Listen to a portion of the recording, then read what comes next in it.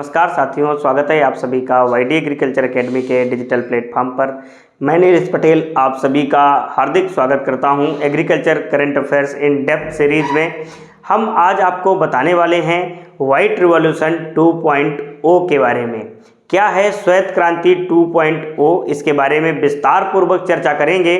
उससे पहले हम जानेंगे कि आज हमारा भारत श्वेत क्रांति 2.0 तक पहुंचा है तो इसके पीछे की कहानी क्या है और इसके आने वाले समय में ये कितना ज़्यादा कारगर साबित होता है। इन सभी बिंदुओं पर एक एक करके हम लोग विस्तार पूर्वक चर्चा करेंगे। ये जो टॉपिक है ये आपको एग्रीकल्चर के जितने भी कॉम्पिटिटिव एग्ज़ाम हैं आपको उसमें हेल्प मिलेगा। साथ ही साथ जो स्टेट पीसीएस का एग्ज़ाम है आपको यहाँ पर इसके संबंधित प्रश्न पूछे जा सकते हैं और यूपीएससी यूपीपीसीएस जैसे प्रीलिम्स एग्ज़ाम मेंस एग्ज़ाम में भी इससे रिलेटेड क्वेश्चंस मिल सकते हैं। तो सभी प्यारे साथियों इस क्लास को ज़्यादा से ज़्यादा मात्रा में शेयर करेंगे ताकि हर एक बच्चे तक ये जो एग्रीकल्चर का जो करंट अफेयर्स का जो आपको टॉपिक हैं वो हर बच्चे तक पहुंच सकें और अपनी तैयारी को सुदृढ़ कर सकें, ताकि आप भी जानो कि हमारे भारत में एग्रीकल्चर की स्थिति क्या अतीत में थी, क्या वर्तमान में है, क्या आने वाले भविष्य में सुधार हो सकता है। ठीक है, तो हम जानते हैं व्हाइट रिवॉल्यूशन 2.0 के बारे में। तो सबसे पहले हम बात करते हैं गवर्नमेंट लॉन्च व्हाइट रिवॉल्यूशन 2.0। इससे पहले की थोड़ी पृष्ठभूमि पर अपने चर्चा कर लेते हैं और पृष्ठभूमि पर जानने के बाद धीरे धीरे से हम 2.0 तक पहुंचने वाले हैं। ठीक है, तो सबसे पहले हम बात करेंगे पृष्ठभूमि। तो पहले नंबर में सबसे पहले का अगर कदम उठाया गया डेयरी सेक्टर में कोई तो क्या था। तो सबसे पहले की अगर हम बात करें तो 2.0 आने से पहले हमारे यहाँ पृष्ठभूमि पर जब हम चर्चा करेंगे तो 1970 का वो दौर था। 1970 में एक ऑपरेशन चलाया जाता है जिसका नाम होता है ऑपरेशन फ्लड। क्या नाम होता है? Operation flood.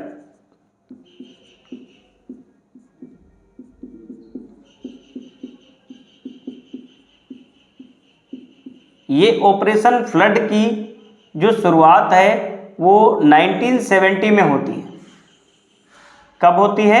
1970 में ऑपरेशन फ्लड चलाया जाता है। ये ऑपरेशन फ्लड क्यों चलाया गया, क्या इसकी आवश्यकता पड़ी? तो भारत में दुग्ध उत्पादन को बढ़ावा देने के लिए। तो पूछा जाता है कि ऑपरेशन फ्लड का संबंध किससे है? तो दुग्ध उत्पादन से। इसका अगर संबंध की बात करेंगे ऑपरेशन फ्लड का तो संबंध इसका भाई साहब किससे है? दुग्ध उत्पादन से। और कहा जाता है कि दुग्ध उत्पादन बढ़ावा देने के लिए ही ऑपरेशन फ्लड की शुरुआत की गई थी। और ये जो ऑपरेशन फ्लड है ये 3 चरणों में चला। क्या कारण रहा कि चौथा चरण नहीं चलाया गया? तो अभी आपको सब पता चल जाएगा। इसके 3 चरण जो चले थे वो कौन कौन से थे? फर्स्ट, सेकेंड चरण और थर्ड चरण। इसका मेन मोटिव ये था कि भारत को दुनिया की नज़रों में नंबर 1 पर देखना। किसमें? दुग्ध उत्पादन में। तो पहला चरण जब चलाया गया तो 1970 से 80 के बीच का जो टाइम था वो फेज फर्स्ट का था या स्टेप फर्स्ट का था।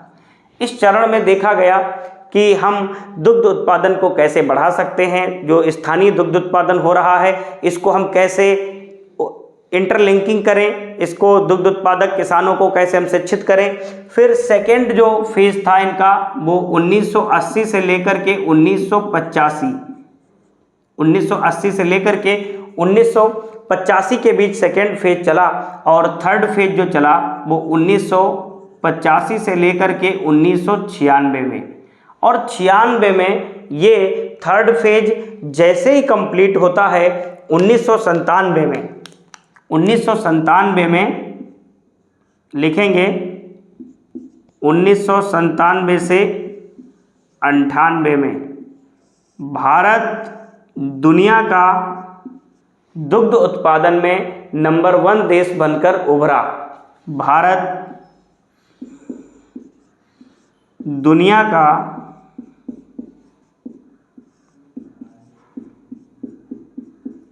नंबर 1 दुग्ध उत्पादक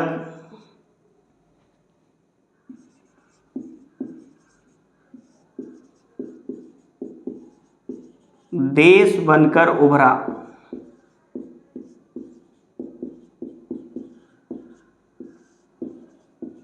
कहने का मतलब है 1997-98 में ऑपरेशन फ्लड के प्रयासों से हम दुनिया के नंबर 1 पर आ गए मिल्क प्रोडक्शन में, और आज भी हैं। 1997-98 से लेकर 2024 तक खिताब ये हमारे पास बरकरार है। ठीक है, तो अपने आप में ये गौरव की बात है कि हमारा जो भारत है पूरे दुनिया में फर्स्ट रैंक अभी भी लिए हुए है। तो ये किसकी वजह से हुआ? ऑपरेशन फ्लड की वजह से हुआ, जिसका संबंध दुग्ध उत्पादन से है। अब हम बात करते हैं ऑपरेशन फ्लड से प्रेरणा मिली। ऑपरेशन फ्लड से प्रेरित होकर, ऑपरेशन फ्लड से प्रेरित होकर doctor Verghese Kurien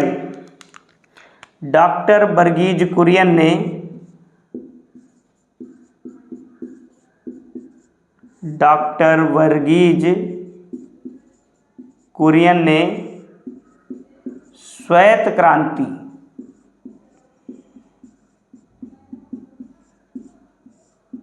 white revolution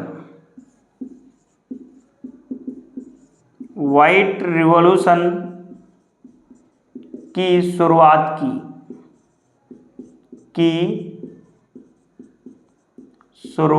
की। अब आपको यहां तक कहानी पता चल गई कि व्हाइट रिवॉल्यूशन क्या है। 2.0 तक पहुंचने से पहले हम यहां पर व्हाइट रिवॉल्यूशन तक पहुंच चुके हैं कि डॉक्टर कुरियन के द्वारा व्हाइट रिवॉल्यूशन की शुरुआत की गई। और व्हाइट रिवॉल्यूशन का संबंध किससे है? दुग्ध उत्पादन। इसका भी संबंध अगर पूछा जाए व्हाइट रिवॉल्यूशन, तो दुग्ध उत्पादन से संबंधित है। ये कहीं कहीं ऑपरेशन फ्लड को ही व्हाइट रिवॉल्यूशन बोल दिया गया है। ठीक है, और ऑपरेशन फ्लड से प्रेरित होकर ही कुरियन ने चलाया। अब डॉक्टर कुरियन को मिल्क मैन ऑफ इंडिया भी कहा जाता है। क्या कहा जाता है? Milk man of India.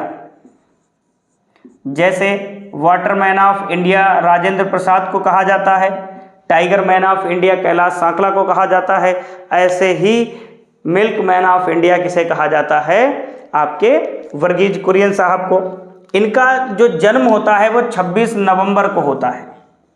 जो इनका जन्म दिवस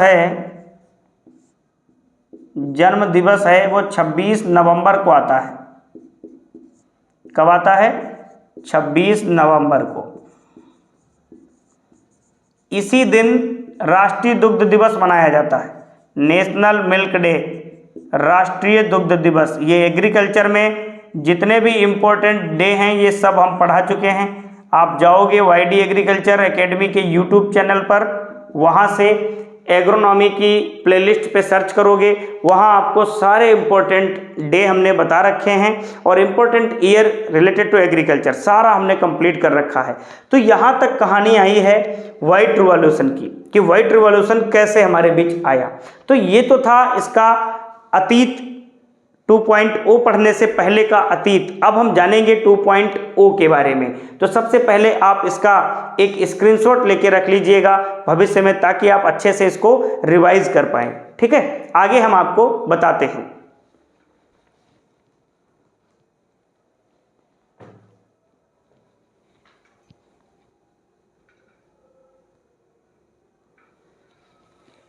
चलिए आगे हम लोग देखते हैं इससे जुड़ी हुई और आगे की बातें जो हमें परीक्षा उपयोगी साबित हो सकती है हमारे लिए।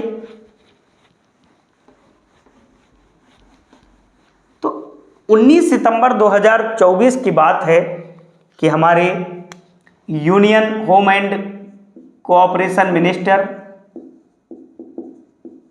Union home and cooperation minister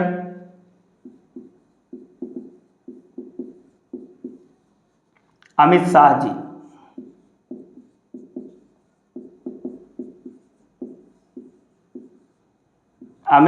ji announce करते हैं। ठीक है, तो क्या बोलते हैं? केंद्रीय गृह एवं सहकारिता मंत्री अमित शाह जी। ये सहकारिता मंत्रालय की शुरुआत ही 2021 से होती है और इसके वर्तमान मंत्री हैं अमित शाह जी। इन्होंने क्या किया, अनाउंस किया,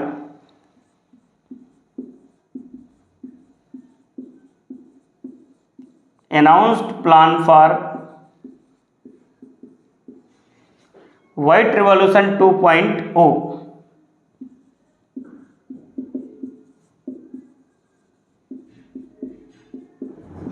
व्हाइट रिवॉल्यूशन 2.0 इसका इन्होंने अनाउंस कर दिया।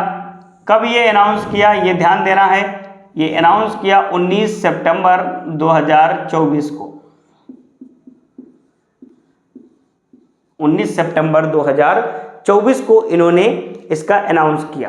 तो इसका उद्देश्य क्या था, ये 2.0 चलाने का उद्देश्य क्या था, तो इनका ऑब्जेक्टिव क्या था, इसका उद्देश्य क्या था, तो उद्देश्य पर हम लोग चर्चा कर लेते हैं। ऑब्जेक्टिव क्या था, उद्देश्य, कि इस स्कीम को चलाने का क्या उद्देश्य है गवर्नमेंट का। तो सबसे पहला जो उद्देश्य है, महिलाओं को सशक्त बनाना, महिलाओं को सशक्त बनाना।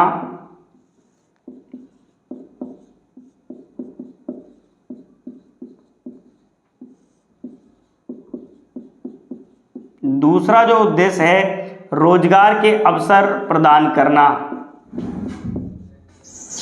रोजगार के अवसर प्रदान करना, रोजगार के अवसर प्रदान करना। तो ये दूसरा यहाँ पर इनका ऑब्जेक्टिव निकल कर आया। इस पहल का, इस प्रोग्राम का पहला ऑब्जेक्टिव है महिलाओं को सशक्त बनाना, रोजगार के अवसर प्रदान करना। महिलाओं की बात करते हैं तो भारत में माना जाता है कि सबसे ज़्यादा महिलाएं जो हैं एग्रीकल्चर के अंदर डेयरी सेक्टर में कार्यरत हैं, और उसमें भी गुजरात हो गया, केरला हो गया, असम हो गया, सिक्किम हो गया, पांडिचेरी हो गया, यहाँ की जो महिलाएं हैं वो ज़्यादातर डेयरी सेक्टर में कार्य कर रही हैं और अपने रोजगार को सृजित कर रही हैं, जिससे उनकी आय बढ़ रही है। ठीक है, उनकी आर्थिक स्थिति में सुधार आ रहा है। हमारे उत्तर प्रदेश, झारखंड, बिहार, बंगाल, उड़ीसा जैसे राज्यों को अभी और यहाँ पर महिलाओं को प्रेरित करना है ताकि डेयरी सेक्टर की ओर वो मूव करें और अपनी जीविकोपार्जन के लिए वो वहाँ से अपनी आय को बढ़ाएं और अपने परिवार का कल्याण हेतु वो आगे की संकल्पना देख सकें। ठीक है, तो यहाँ पर इस स्कीम में यही कुछ ऐसा बताया गया है, सुझाव दिया गया है। तो ये स्कीम प्रमुख 4 बिंदुओं पर कार्य करती है। तो यह पहल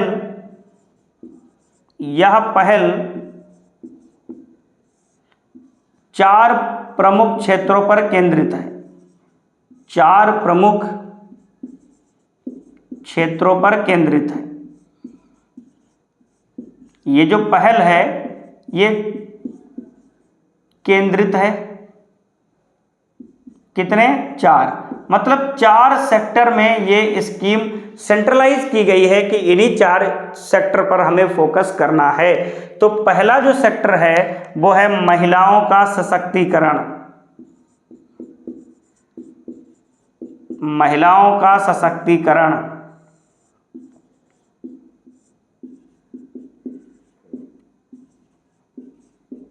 या महिलाओं को सशक्त बनाना।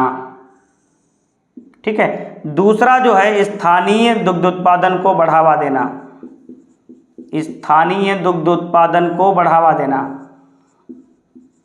स्थानीय दुग्ध उत्पादन को बढ़ावा देना। दूसरा जो इनका प्रमुख पिलर है, स्थानीय दुग्ध उत्पादन को बढ़ावा देना।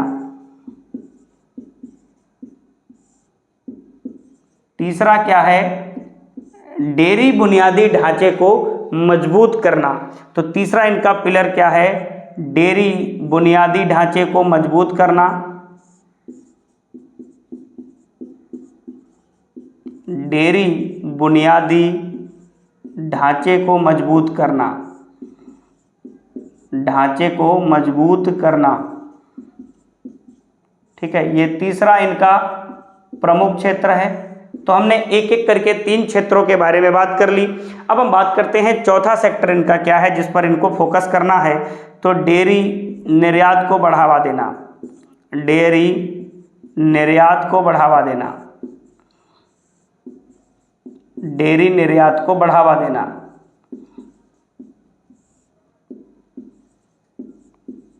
ठीक है, डेयरी निर्यात को बढ़ावा देना। इन सब कार्यों को कैसे संचालित किया जाए, कैसे किसान इसकी तरफ अट्रैक्ट हों, कैसे किसान इसकी तरफ मूव करें, उसके लिए सरकार कुछ कार्य भी कर रही है। जैसे जो दुग्ध उत्पादक किसान हैं, जो दुग्ध उत्पादक किसान होंगे, जो दुग्ध उत्पादक किसान होंगे, उनके लिए भारत सरकार बहुत कुछ कर रही है। जैसे हम देख सकते हैं, दुग्ध उत्पादक किसान के लिए हम क्या कह सकते हैं, जो पशु किसान या रुपए या इसको इंग्लिश में लिख लीजिए, ज़्यादा सही रहेगा, रुपए किसान क्रेडिट कार्ड।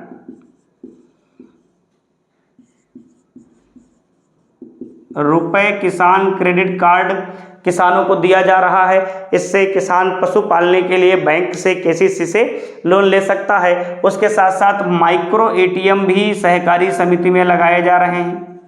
माइक्रो एटीएम की शुरुआत, ठीक है, माइक्रो एटीएम की शुरुआत भी की जा रही है ताकि किसानों को पैसे की निकासी जमा में कोई प्रॉब्लम ना आए। तो जो सहकारी समितियां हैं वहां उस लेवल पर माइक्रो एटीएम की सुविधा भी प्रदान की जा रही है। साथ ही साथ रुपए किसान क्रेडिट कार्ड भी दिया जा रहा है। तो भारत सरकार किसानों के लिए ये सब कुछ कर रही है ताकि दुग्ध उत्पादक किसान आएँ और अपना उत्पादन बढ़ाएं। क्या होता है, हम लोग जितना भी मिल्क का प्रोडक्शन करते हैं उसका मात्र 63% मिल्क जो है वो मार्केट में हम भेज पाते हैं और 37% जो मिल्क होता है हम डोमेस्टिक कंजप्शन में यूज कर लेते हैं, अपने घरेलू पर्पज के लिए हम उसका क्या करते हैं, प्रयोग कर लेते हैं। और जो डेयरी समितियां हैं, जो डेयरी समितियों तक कुल दुग्ध उत्पादन का मात्र 10% ही पहुंच पाता है। बाकी जो इंडिविजुअली जो सेल होता ना मिल्क, वो कहीं हलवाई की दुकान पे बेच दिए, कहीं गांव में कल्लू आ गया आधा लीटर दूध ले गया, कहीं भोला आ गया वो 250 ग्राम दूध ले गया या 250 ml दूध ले गया, कहीं गांव का सेठ 2 लीटर दूध ले गया। ऐसे करके भी जो दुग्ध उत्पादक किसान होते हैं वो अपने जीविकोपार्जन हेतु दूध की बिक्री करते हैं। तो जो डेयरी सहकारी समितियां हैं वहां तक मात्र 10% दुग्ध पहुंच रहा है। इसलिए ये स्कीम का मेन मोटो यही है कि जो डेयरी सहकारी समितियां वर्तमान में जितना भी मिल्क का जो खरीद कर रही हैं उसमें से 50% और बढ़ाया जाए ताकि डेयरी सहकारी समितियों तक दूध ज़्यादा पहुंच सके। ठीक है, तो यहाँ तक आप इसका स्क्रीनशॉट ले लीजिएगा, फिर मैं आगे बढ़ता हूँ, आपको और ज़्यादा अच्छी जानकारी देता हूँ।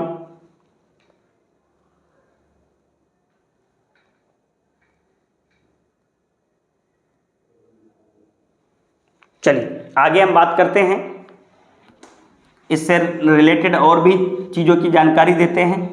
यह एक व्यापक पहल है, जो 2.0 है ये एक व्यापक पहल है। इसमें क्या कहा गया है कि इस पहल में या यह पहल, सबसे पहली बात हम यही कहेंगे कि यह पहल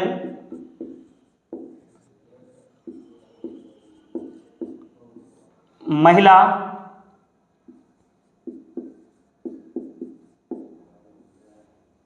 किसान सशक्त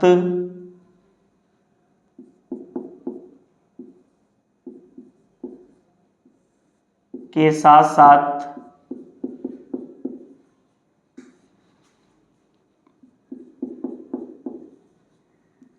कुपोषण के खिलाफ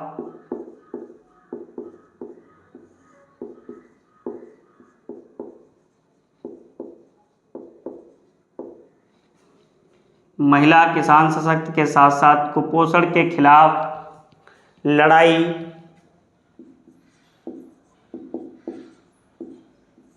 पर केंद्रित होगी।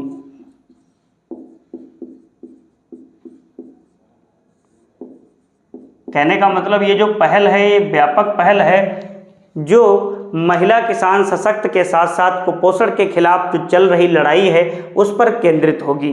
कुपोषण के खिलाफ जो लड़ाई चल रही है कि हम कुपोषण से कैसे दूर आ पाएँ, ठीक है, उसके लिए ये केंद्रित होगी। अब हम बात करते हैं कि हमारा जो भी वर्तमान में जो डेयरी सहकारी समिति हैं डेयरी सहकारी समिति, डेयरी सहकारी समिति,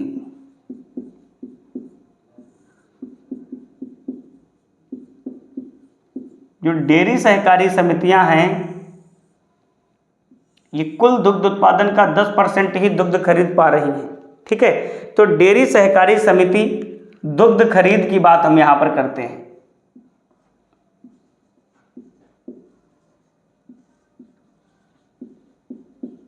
दुग्ध खरीद की जब हम बात करेंगे तो वर्तमान की बात करेंगे, और वर्तमान में जब हम बात करेंगे तो 2023-24 की बात करेंगे, 2023-24 की बात करेंगे। और टारगेट या लक्ष्य की बात करेंगे तो यहाँ पर 2028-29 की बात करेंगे। तो वर्तमान में जो डेयरी सहकारी समिति हैं वो कितना दुग्ध खरीद रही हैं, तो 660 लाख केजी प्रतिदिन, इतना दुग्ध खरीद रही हैं वर्तमान में ये डेयरी सहकारी समितियां। और लक्ष्य इनका रखा गया है कि 50% और ज़्यादा बढ़ा के खरीदेंगे, तो कहने का मतलब 1007 लाख केजी प्रतिदिन, इतना इन्होंने टारगेट रखा है कि इतना दुग्ध हम खरीदेंगे। तो अगर हम एक लाइन में लिखें तो लिख सकते हैं जो इनका टारगेट है, क्या है टारगेट, अगले 5 सालों में, अगले 5 सालों में या 5 वर्षों में, अगले 5 वर्षों में दुग्ध खरीद दर को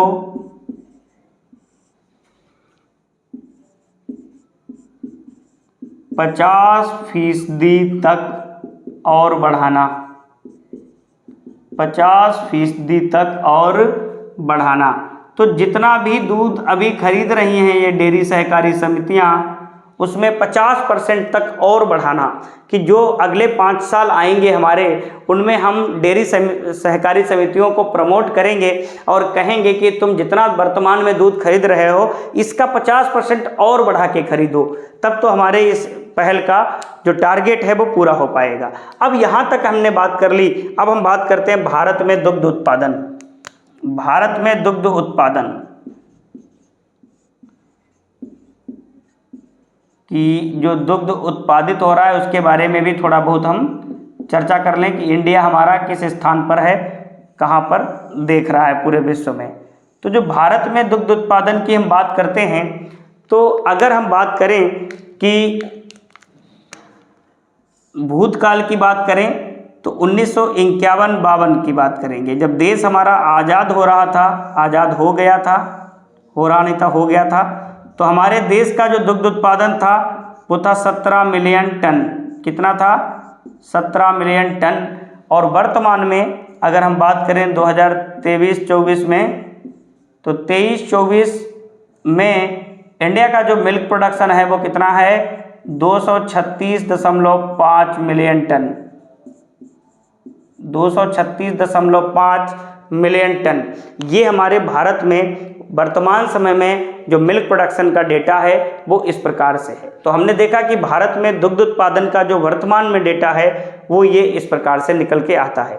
तो भारत में दुग्ध उत्पादन देखा कि 1951-52 में 17 मिलियन टन था, 2023-24 की बात कर लिए तो 236.5 मिलियन टन के करीब हमारा दुग्ध उत्पादन पहुँच चुका है।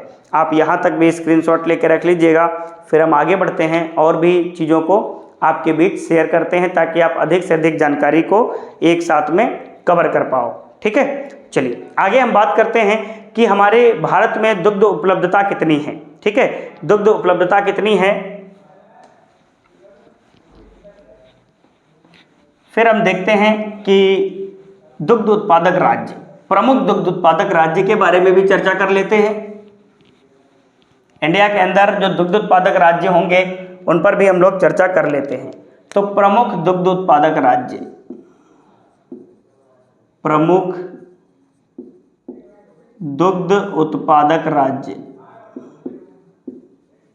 यहाँ से क्वेश्चन आपको पेपर में देखने को मिल जाते हैं कि प्रमुख दुग्ध उत्पादक राज्य की बात अगर हम करेंगे तो टॉप मिल्क प्रोड्यूसिंग कंट्री अगर इंडिया में देखेंगे विश्व में तो इंडिया है, और इंडिया के अंदर टॉप मिल्क प्रोड्यूसिंग स्टेट कौन से हैं वो अपने को ध्यान देना है। तो सबसे पहले नंबर पे आता है अपना प्रदेश उत्तर प्रदेश, सबसे पहले नंबर पे जो पूरे इंडिया का 15.72% मिल्क प्रोडक्शन करता है।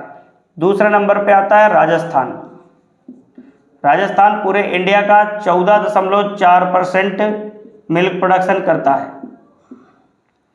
तीसरे नंबर पे आता है एमपी, 8.79% पूरे इंडिया का मिल्क प्रोडक्शन। मान लो इंडिया का 100% मिल्क प्रोडक्शन हो रहा है, उसमें एमपी का जो कंट्रीब्यूशन है वो 8.79% एमपी अकेला योगदान दे रहा है। चौथे नंबर पे हम बात करते हैं तो गुजरात की, गुजरात जो है 7.49% पूरे भारत में दुग्ध उत्पादन में योगदान दे रहा है। और पांचवें नंबर पे है आंध्र प्रदेश एपी जो 6.3% दुग्ध उत्पादन में योगदान दे रहा है। ये टॉप 5 मिल्क प्रोड्यूसिंग स्टेट जो हैं इंडिया के अंदर, इनमें सबसे ज़्यादा दुग्ध का उत्पादन होता है। ये पांचों मिलकर कुल दुग्ध उत्पादन का 53% से ज़्यादा योगदान देते हैं भारत में। ये 5 स्टेट अकेले 53% से ज़्यादा मिल्क प्रोडक्शन करते हैं, ठीक है, इसलिए इनको टॉप मिल्क प्रोड्यूसिंग स्टेट की संज्ञा हम लोग देते हैं। अब अगर हम बात कर लेते हैं प्रति व्यक्ति दुग्ध उपलब्धता, प्रति व्यक्ति दुग्ध उपलब्धता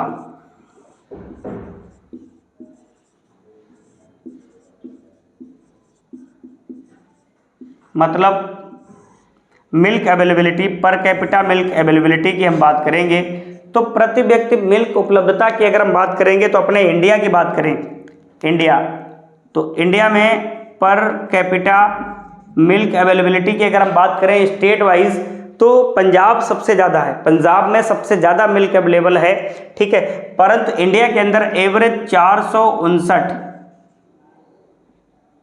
459 ग्राम मिल्क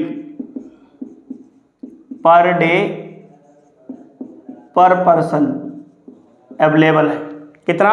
459 ग्राम मिल्क पर डे पर पर्सन। अगर हम वर्ल्ड की बात करें तो वर्ल्ड का एवरेज जो मिल्क अवेलेबिलिटी है वो वर्ल्ड का 323 है, पूरे विश्व का 323 ग्राम पर डे पर पर्सन,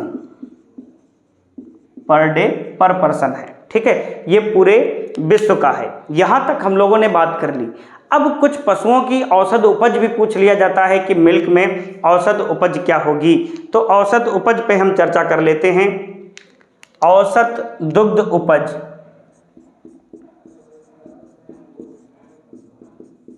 औसत दुग्ध उपज कहने का मतलब कौन से पशु से कितना हमें औसत दुग्ध मिल रहा है उपज के रूप में। तो सबसे पहले अगर हम बात करें तो जैसे हम लोग बात करते हैं विदेशी, जो विदेशी या संकरित पशु हैं, विदेशी या जो संकरित पशु हैं इनसे हमें कितना दूध मिलता है एवरेज में पर डे, तो 8.55 kg पर डे ये मिलता है हमें विदेशी या संकरित पशुओं से।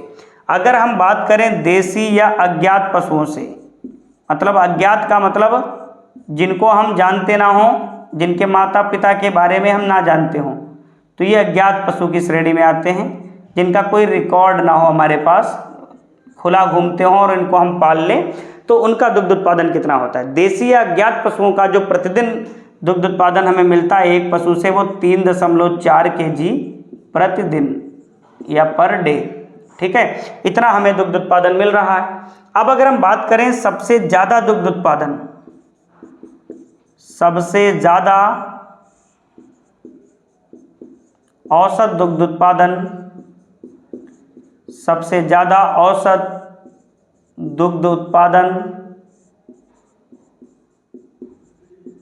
कहाँ प्राप्त होता है हमें? पंजाब में।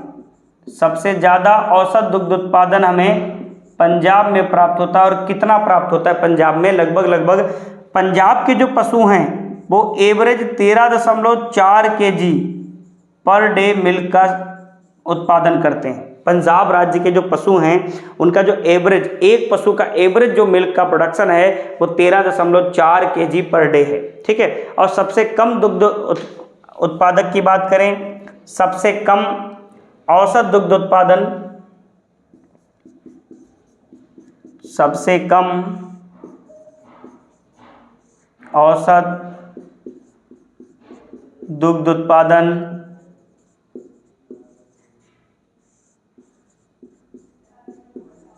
सबसे कम औसत दुग्ध उत्पादन की अगर हम बात करें तो पश्चिम बंगाल। कौन सा स्टेट है? पश्चिम बंगाल, ममता जी की नगरी। पश्चिम बंगाल में एवरेज जो पशु हैं सबसे कम मिल्क प्रोडक्शन करते हैं, लगभग माना जाता है 6.3 kg पर डे। ठीक है। तो इस प्रकार से हमने आपको कंप्लीट डेटा सहित आपको जो करंट अफेयर्स था आज का व्हाइट रिवॉल्यूशन 2.0, इसके बारे में हमने आपको संपूर्ण जानकारी दी कि व्हाइट रिवॉल्यूशन 2.0 किसके द्वारा शुरू किया गया। Cabinet home and cooperation minister Amit Shah ji के द्वारा। और इसकी आवश्यकता क्यों पड़ी, तो हमने आपको जो प्रमुख 4 क्षेत्र बताए थे वो इसकी आवश्यकता का कारण बने। और इसका टारगेट क्या हुआ कि जो डेयरी सेक्टर है हमारा वो 50% और ज़्यादा मिल्क का खरीदारी करे, जिससे क्या होगा, हम मिल्क को प्रोसेस्ड फूड में कन्वर्ट कर पाएंगे, जिससे हमारा जो डेयरी एक्सपोर्ट है इसकी वैल्यू बढ़ेगी वर्ल्ड लेवल पे, इंडिया लेवल पर। इससे हम अर्निंग करेंगे अच्छी खासी, हमारे देश की आय बढ़ेगी, राष्ट्रीय आय में इसका योगदान रहेगा। तो आज का जो क्लास था ये आप लोगों ने पूरा देखा, इसको अधिक से अधिक मात्रा में शेयर भी करते रहिएगा, ताकि ऐसे ही अपडेट जानकारी से जुड़े रहने के लिए आप सब्सक्राइब करिए वाईडी एग्रीकल्चर एकेडमी का यूट्यूब चैनल और शेयर करिए अपने दोस्तों में, क्योंकि हर एक बच्चे के पास जब ये एग्रीकल्चर का करंट अफेयर्स पहुंचेगा तो उसमें एक लहर दौड़ेगी कि क्यों ना हम एग्रीकल्चर को बेहतर तरीके से जानें। ये जरूरी नहीं कि जो बच्चा एग्रीकल्चर से पढ़ रहा है ये उसके लिए ही इम्पोर्टेंट है, ये ओवरऑल हर व्यक्ति के लिए इम्पोर्टेंट है कि अगर कोई किसान है दुग्ध उत्पादन करना चाहता है तो उसको भी जागरूकता यहाँ से मिलेगी। अगर कोई बच्चा जो सिविल सर्वेंट बनना चाह रहा है तो उसके भी एग्ज़ाम में यहाँ से बेनिफिट मिलने वाला है। तो आज के लिए इतना ही, मिलेंगे नेक्स्ट एपिसोड में, तब तक के लिए धन्यवाद।